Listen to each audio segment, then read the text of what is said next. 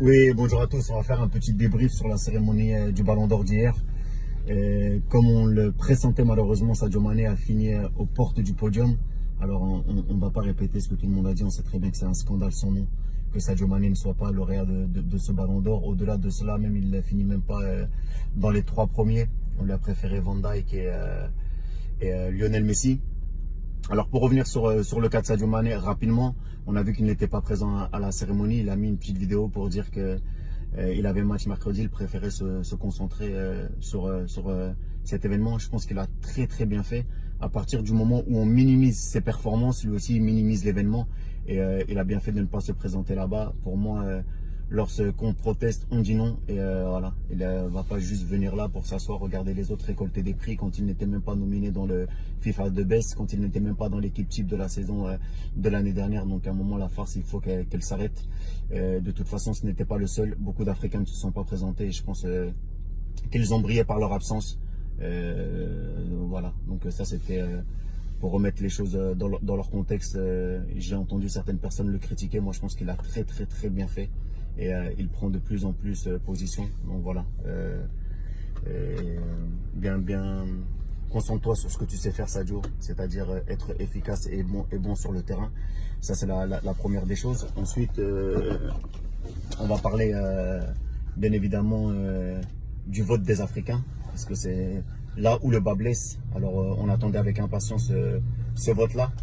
Quand on voit que des grands pays du football, mais je dis bien des grands pays du football, qui sont le Cameroun, le Ghana et la Côte d'Ivoire pour ne citer que, n'ont pas mis Sadio Mané en tête de liste, je me pose des questions.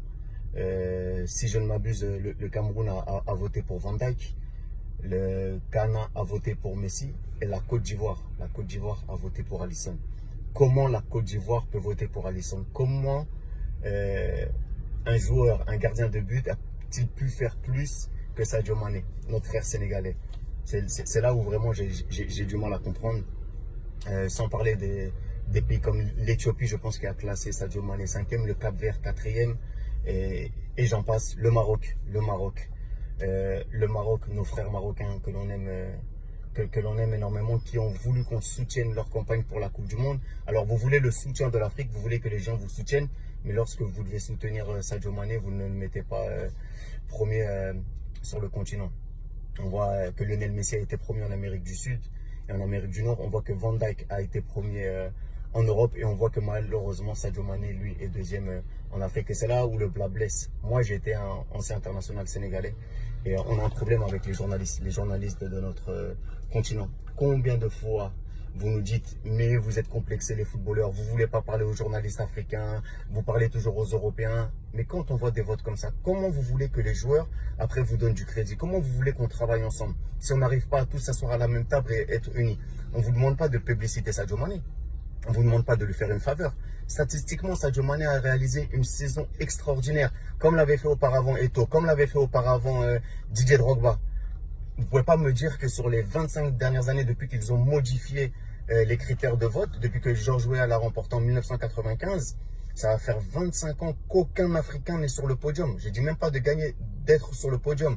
Ça fait 24 ans exactement, l'année prochaine ça fera 25 ans. C'est qu'il y a quelque chose qui ne fonctionne pas. Vous n'avez pas compris les enjeux économiques, les enjeux politiques qui feraient qu'un Africain gagne ce ballon d'or pour toute la jeunesse africaine, pour la reconnaissance de ce football. À un certain moment, il faut se poser les bonnes questions, surtout que Sadio Mané est légitime. Il a gagné la Ligue des Champions, il a été co-meilleur de Première Ligue sans marquer de pénalty, il a gagné la Super Coupe d'Europe alors qu'il venait juste de finir la CAN. Il n'a pas eu de vacances, il est venu, il met un doublé extraordinaire en finale. Qu'est-ce qu'on attend de plus pour récompenser l'enfant de Bambali, l'enfant du Sénégal, l'enfant de l'Afrique? Parce que Sadio Mané ne représente plus le Sénégal, il représente l'Afrique, il représente le continent. Et c'est ça que les gens doivent se mettre dans la tête. Il n'y a pas de concurrence entre le Cameroun, la Côte d'Ivoire, le Ghana. Non, on est tous africains, on est tous des frères. On doit tous tirer dans le même côté. Et à partir du moment où on ne comprendra pas ça, on ne pourra pas avancer. Parce que certes, il y a de la discrimination. Moi, je ne peux pas comprendre qu'un Européen ne puisse pas mettre Sadio Mané numéro 1. On voit bien dans le vote de France Football qu'en France, on a mis Sadio Mané numéro 1. Et ce n'est pas parce qu'ils sont Européens qu'ils doivent voter pour Van Dijk ou parce qu'ils sont Sud-Américains qu'ils doivent voter pour Messi. On doit voter pour le plus méritant. Mais si nous-mêmes, on ne montre pas l'exemple, les autres ne vont pas suivre.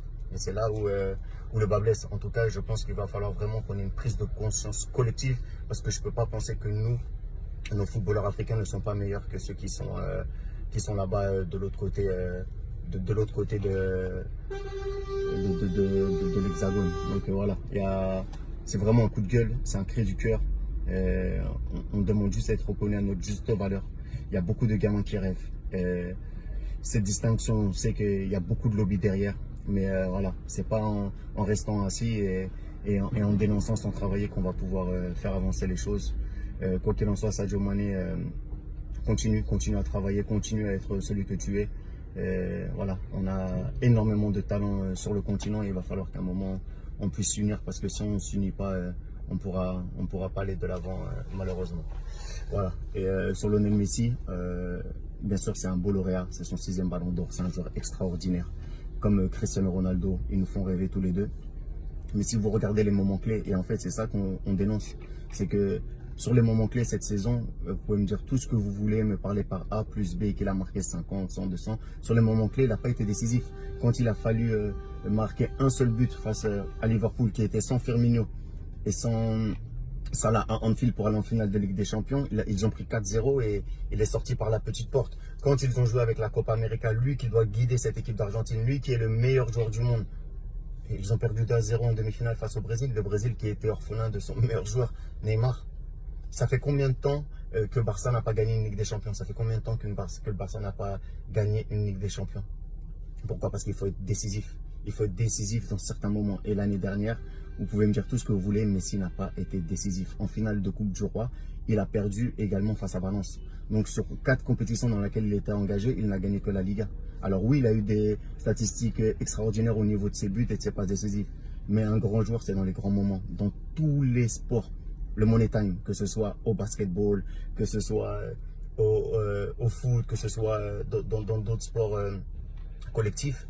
Bien sûr, c'est une distinction individuelle, mais l'individu doit faire briller le collectif. Et en faisant briller le collectif, tu dois ramener des trophées. Chose que Lionel Messi n'a pas faite, malheureusement, même si ça reste un don de Dieu. Voilà. Mettons en avant nos joueurs, unissons-nous et veillons à ce que demain, nous puissions enfin avoir certaines distractions, parce que si on continue avec cette mentalité, malheureusement, on sera toujours les derniers de la classe. Voilà. Allez, passez une bonne journée. Voilà, on continue à parler, à lutter, et en espérant qu'on puisse un jour ou l'autre tous tirer du même côté. Ciao, ciao.